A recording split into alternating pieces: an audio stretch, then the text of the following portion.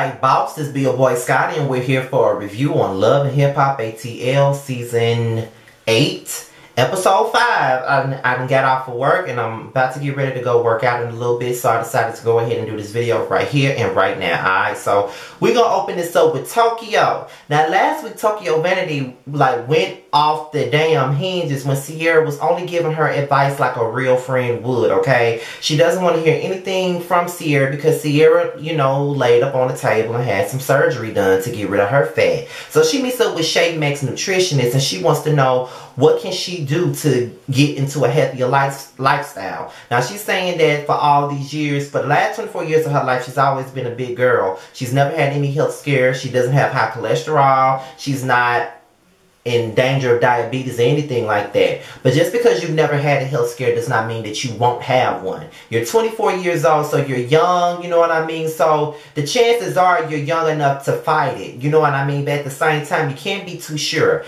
Like, looking at Tokyo, she's a beautiful girl, and I love that she has confidence about herself, especially in her weight. You know, a lot of girls don't wear their weight, don't wear the weight that Tokyo wears well at all, and they don't see themselves as desirable, and they don't have much confidence in themselves. So I do give Tokyo a lot of credit for, you know, having confidence. Despite how big she is, she has a lot of confidence in herself. However, when it comes down to your health, sometimes you just gotta let that shit go and be even more confident that you lost that weight to, you know what I'm saying, to get better. And the nutritionist was basically telling her she can't eat certain things anymore, you know.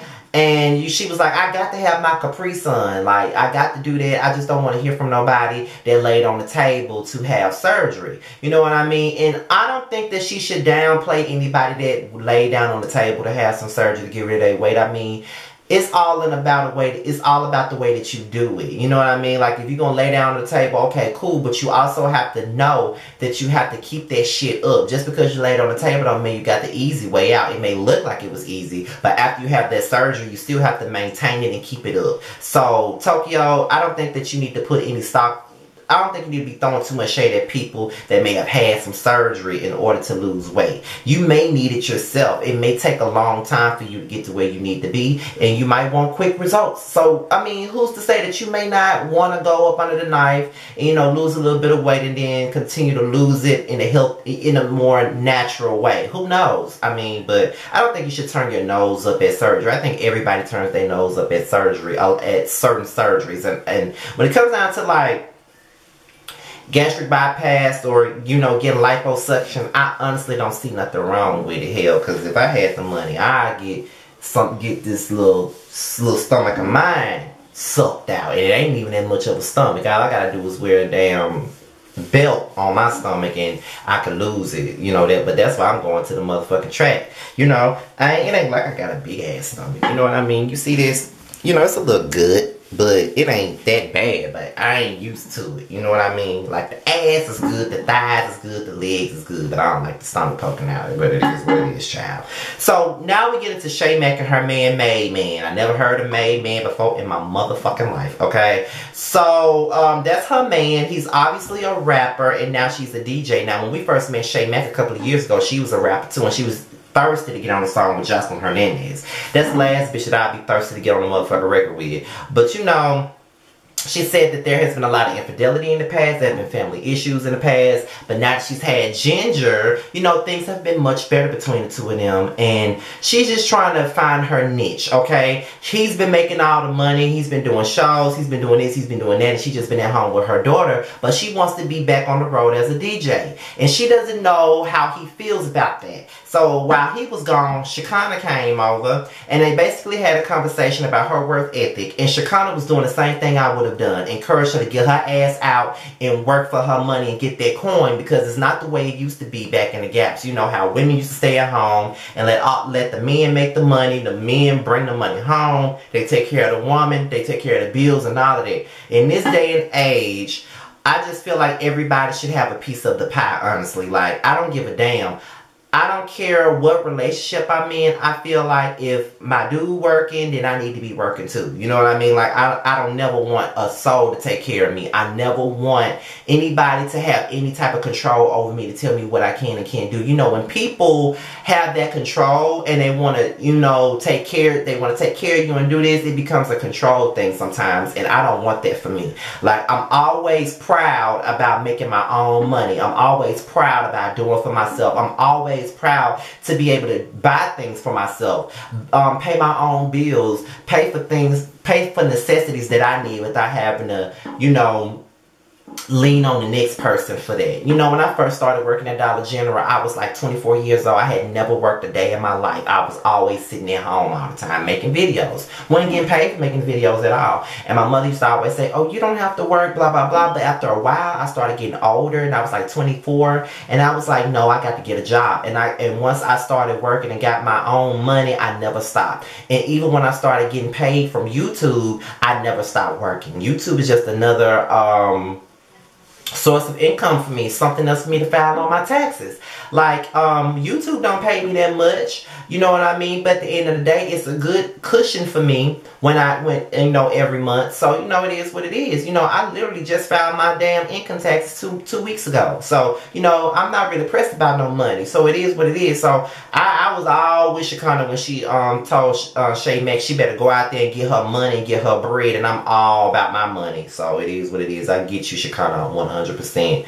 So, Spice, she confides in Jock about her struggles with the colorism thing. And she said that she got a song called Black Hypocrisy. And she wants to come out as a light-skinned woman to prove her point.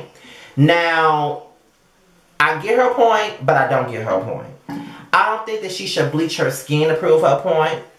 I think that she should do white face to prove her point. Yes, we all know that she never bleached her skin. Please don't come up in my comments to tell me that, because we know this. I'm just speaking on the show. But I never thought that bleaching her skin would make a statement, because you're basically risking yourself. You can put a message out there. You know, there is certain things as colorism in this music industry. It's a lot of people that I feel like should have way more success than they have. Like 7 Streeter, I feel like she's a dope artist. I don't understand why nobody's picking her up. Like, she has a great song. She had a #1 record with It Won't Stop. She had to put light-skinned ass Chris Brown on it just so it can get some success. She had a great single called Before I Do, which sampled the Isley Brothers' At Your Best You Are Love, which was later remade by the late great Aaliyah. What beautiful song, phenomenal song. Didn't get no airplay on mainstream radio. Only got played on the old people station. She had a single that came out a couple of months ago called Yearning, and it sampled the Gap Band's Yearning for Your Love. Great song, great turn-up song. That was probably one of my favorite songs of last year, and it didn't go nowhere. Don't even think radio even played it.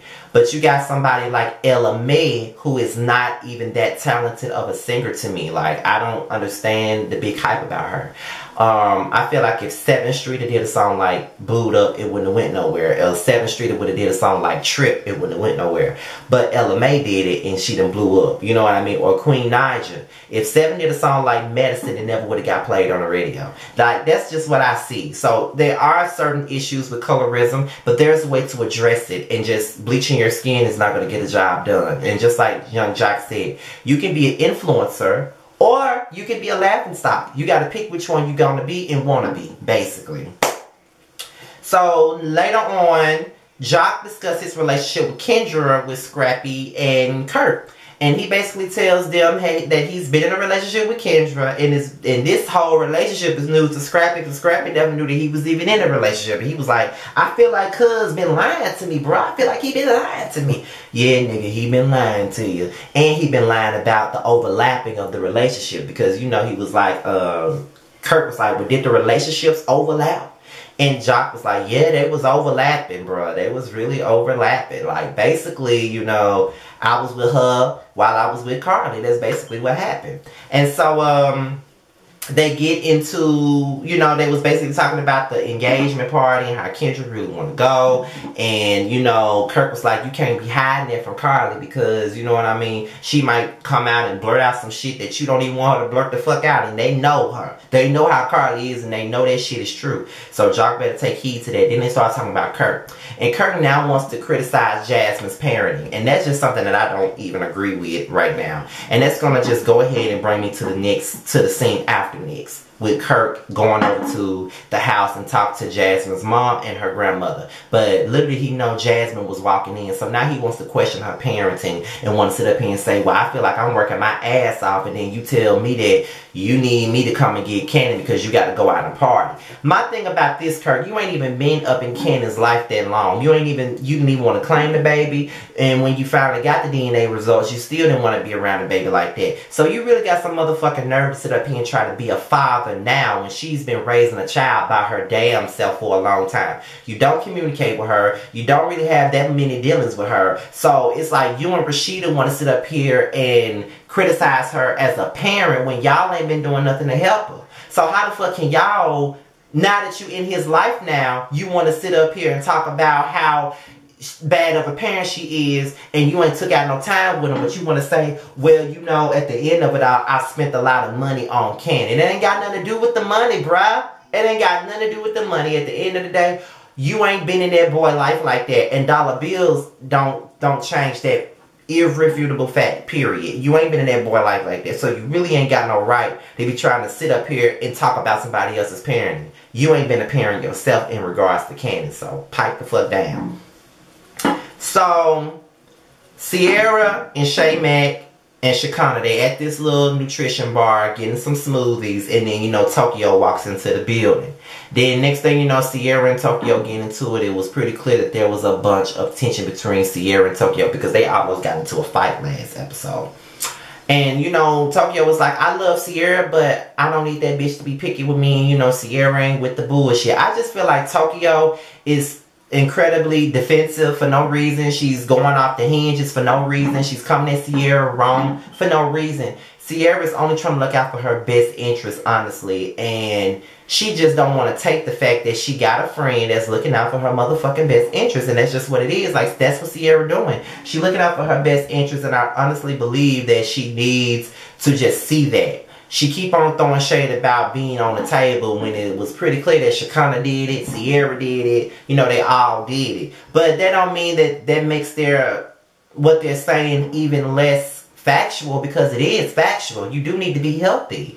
And you just need to accept that shit, Tokyo. Like, I mean, you act like you so confident, but when somebody get up on your ass about being more healthy, you want to sit up here and throw a fit about it. So I just feel like you're really wrong with the way that you're handling your friends. Ain't nobody attacking you. They just trying to get you to do the right thing.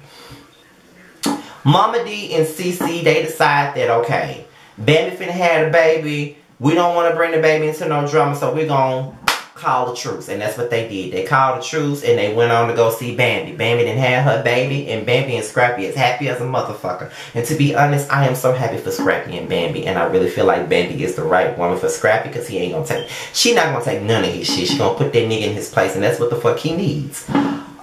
Mimi decides that she wants to take Spice on the Madam CJ Walker tour.